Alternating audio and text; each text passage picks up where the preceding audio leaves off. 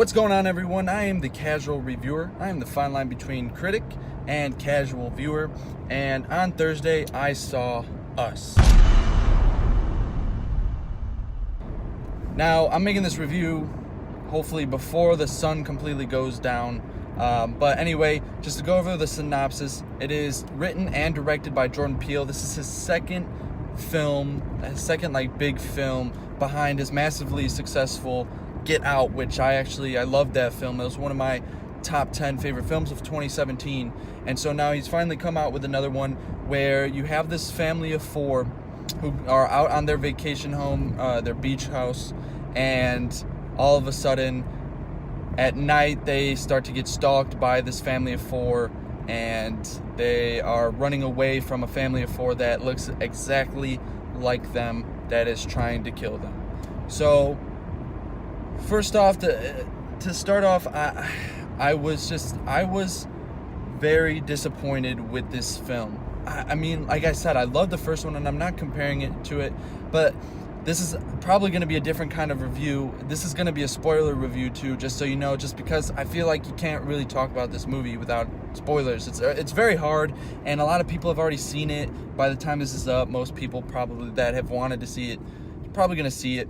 So if you haven't seen it yet, I wouldn't watch this review yet. 99% of people that I've watched, at least, that have reviewed it have loved this film. And so, like, I mean, everyone that I've seen, the only other person that I know that hasn't liked it is the one friend I went with who was disappointed as well. Maybe I'm just viewing it incorrectly. I don't know. Maybe this is one that needs a second viewing, but I'm not going to see it again. So, I mean, if that's the case, then I guess I just am disappointed with the film and I'm missing out. I don't know. But let me just start off with what I do like. And what I do like is Winston Duke's character is good. He's funny. Honestly, this movie was more funny. There are more funny parts to this movie than anything creepy or interesting, very like dramatic or thrilling. It's not really horror much at all. I mean, there are horror elements, but it's further from horror. It's more of a thriller, if anything, suspense. Winston Duke, he plays the father. Very, very fatherly, terrible dad jokes type of situation. And I don't know. He makes the funny parts funny. Most of it, not all of the stuff he says is funny, but a lot of it is funny. And then I guess for one good dramatic part was the daughter. I can't remember what her actual name is.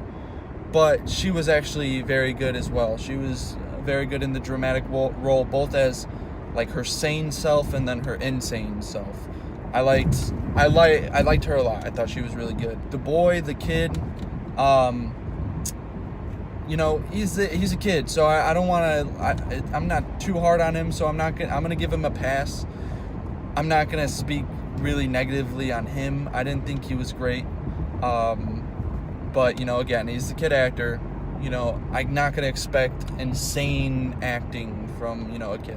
That just leaves, I can't remember her name, Oscar winning or nominated. I can't remember her name for the life of me. And even if I did, I would definitely not say it correctly. So maybe it's for the best. But I just thought the writing was not good. And so it's not her fault. And her acting per se wasn't bad. I thought the writing and her part of the script was mostly bad. It hurts to say because I love Jordan Peele and I think he's hilarious. And then I loved Get Out, so you know that was suspenseful, and the social commentary and the divisiveness of Get Out I thought was great, and the way that he portrayed stereotypes and all of that I thought was done very well, and the writing was done very well. And that was just a better whole film for me.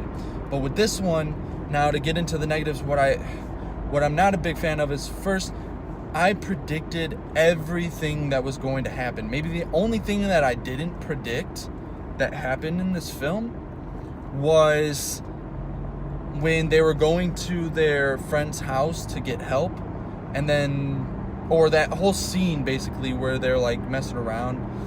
And you're watching them, and you know she's telling him, I heard something outside, like, why don't you go check it? And he's like, I like my chair, I'm comfortable, I don't want to go.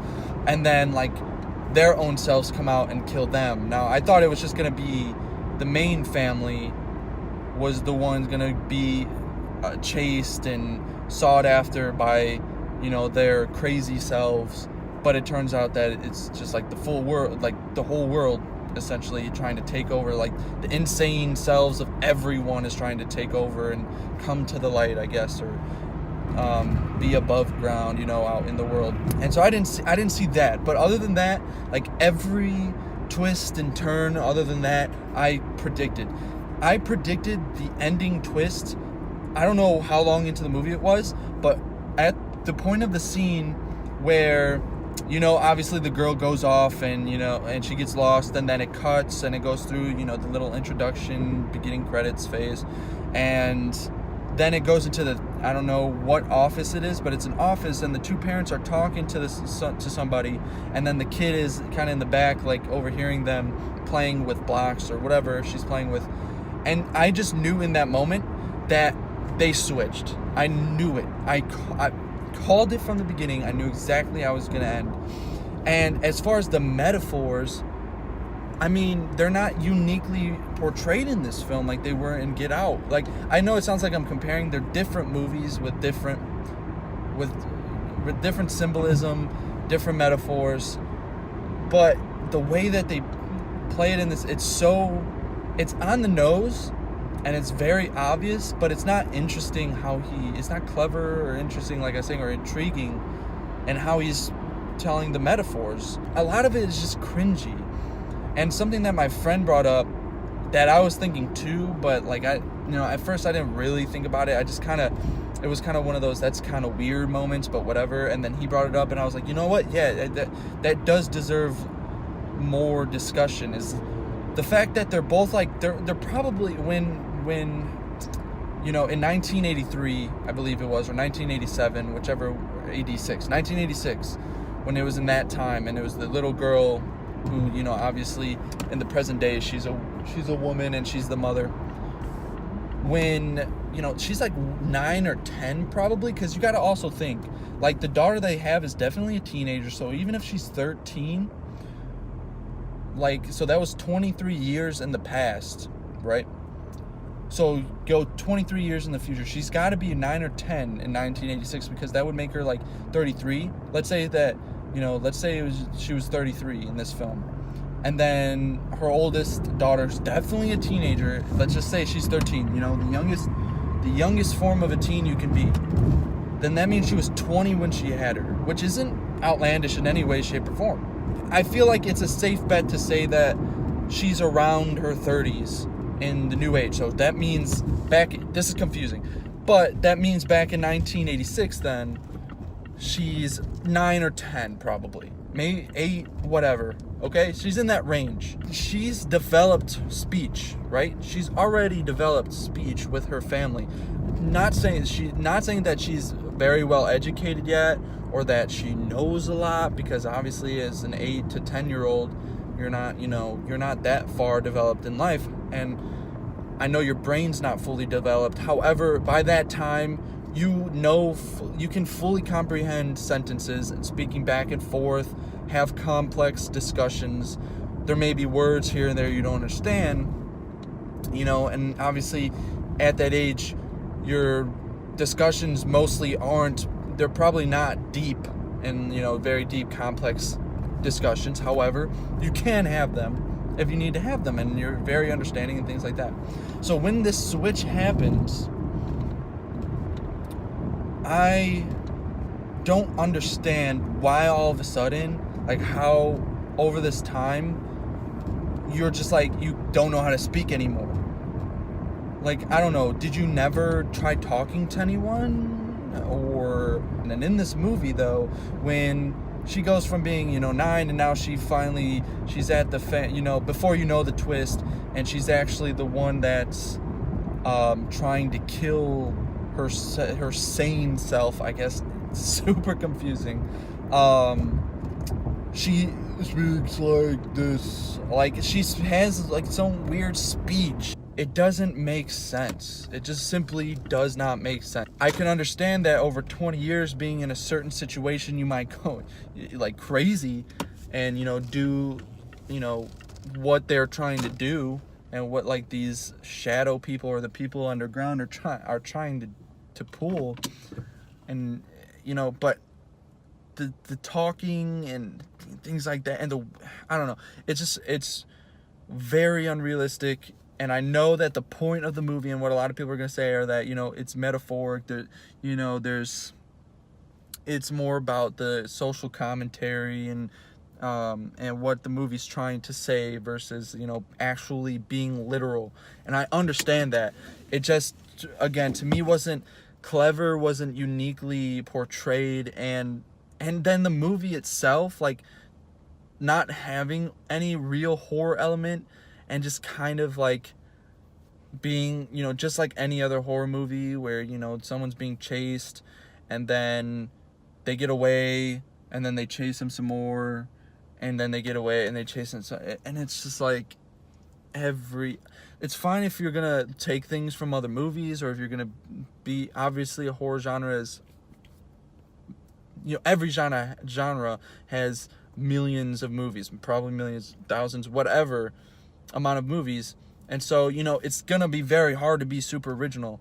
But the thing is, like, at least try to do something with it differently, which it really didn't to me.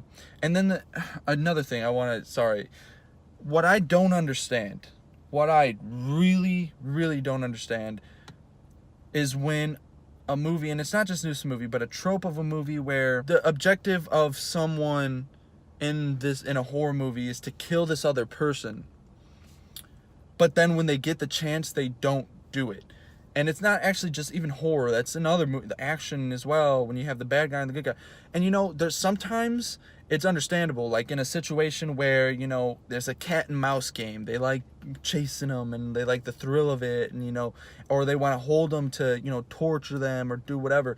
Like that, that's understandable. But for one, this woman's objective, she even admits, she wasn't saying that her only objective was to kill her, but obviously to make a, what would you call it, to stand out in some way, to make a difference. She wanted to make a difference, but she still admitted that she wanted to kill her, but obviously make a difference by allowing all of these people from the underground to come up and live the life as normal people. So she could have just killed her and still accomplished all of that. She didn't. And then another situation, now it's in a situation where they finally arrive at their friend's house to ask them for help, and then they see that they've been killed. And then she stabs the dude in the head, and nothing really, it doesn't affect him at all. But then everyone grabs her and brings her in the house. And then it just doesn't, it's weird to me that they didn't kill her there. Like they killed themselves without themselves doing anything to them. Like they didn't go to that family and stop them and talk to them and have a discussion with them. They literally just came out, stabbed each of them in like the neck and killed them. But then when this person actually attacks back, stabs you in the head, you're gonna pull her in and then lock her up and just keep her locked up there. And again, there's no real reason to have her just locked up there. Like, why don't you just kill her? It doesn't make sense. And so like all these reasons, to me, it's really hard for me to understand really where other people are coming from. Listen, if you love, it doesn't matter how much I dislike a movie. If you love the movie, great. And I say this in every video because I feel like there are probably people out there that see me talk negatively on a movie and want me to thinks that I hope other people dislike it too, or that I'm telling everyone that they are going to dislike it. But that's not the case. It's just, most people have loved this film. So chances are, if you go see it, you're probably going to love it too, or like it. It's very rare, or at least from what I've heard, it's just rare that someone's going to dislike us. It's just rare. So if you want to see it, and if you wanted to see it, and you're watching this, even though it's spoiler, I don't know why, go see it. If you want to see it a second time, go see it a second time. And don't let me ruin your experience just because I personally didn't enjoy the movie. That's it for me on this film and what I thought about it. I'm still excited to see what Jordan Peele can do, because I know he's talented with Get Out, and there's elements there of thrill that I know he can do. And so I'm still excited for any movie that he comes out with. And on top of that, guys, as far as reviews go, I have another review coming out called for a movie called Giant Little Ones, which I'm sure most of you have not heard of, if any of you even have. And I like that film. So if you're waiting for like a review of me or a movie that I liked, that film I enjoyed. I was pleasantly surprised by that one. And then we have Pet Sematary in 2 weeks coming out. We got what else have we got? Shazam comes out that same weekend, and then there's another movie that comes out that weekend that I'm pretty sure I want to see, and I can't remember what it is, but I'm also excited because It Chapter 2 trailer is probably going to come out around April 5th when Pet Sematary comes out. It just makes sense because Warner Bros. Stephen King, it just makes complete sense, so it would be weird if it didn't. But so I'm super excited for that. And then and then in May there's the movie Mom, kind of interested in seeing. Brightburn, I've been saying I really can't wait to see that movie. So there's just, from the start of April 5th, April going on, there should be some really good movies. A lot of movies that I'm really interested in seeing, a lot of reviews that you guys are going to get. So I hope you guys enjoyed it. This was a long one, I know, because it was a spoiler review, and what do you expect, got it before it got too dark, right? You can still see me well, which is nice. But other than that, I hope you guys have a good one. Wait, I didn't give my score on the movie. I rate this movie a 4 out of 10. All right, so anyway, have a good one.